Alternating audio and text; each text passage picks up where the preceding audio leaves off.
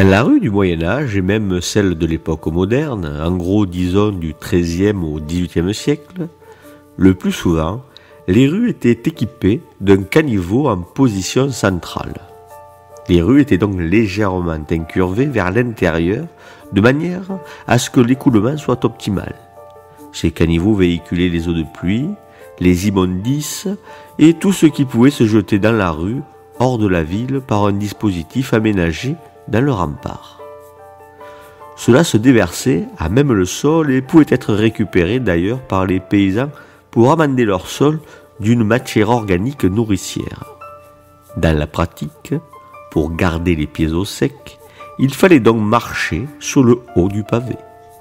L'expression « garder le haut du pavé » se réfère donc à cette organisation de l'écoulement des eaux qui souvent tombait du ciel via les bouches d'évier dont nous avons parlé récemment.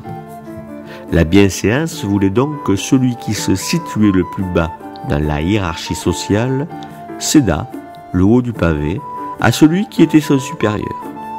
Dans la pratique, les ecclésiastiques et les aristocrates étaient facilement identifiables et ils étaient très certainement ceux qui bénéficiaient le plus de cette mécanique sociale.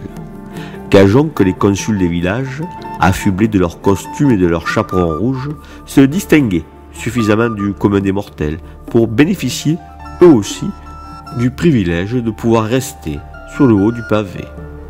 Restaient alors à paver les rues du village, ce qui n'était pas une priorité.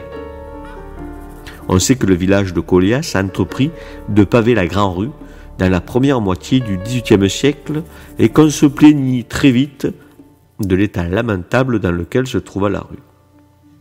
Lorsque la distance sociale n'était plus facilement visible, lorsque deux gueux se croisaient, gageons encore que le plus imposant par son physique demeurait sur le haut du pavé, défiant son homologue du regard, à moins que la politesse, l'amitié ait fait des circonstances l'occasion d'un sourire, d'une bonne blague.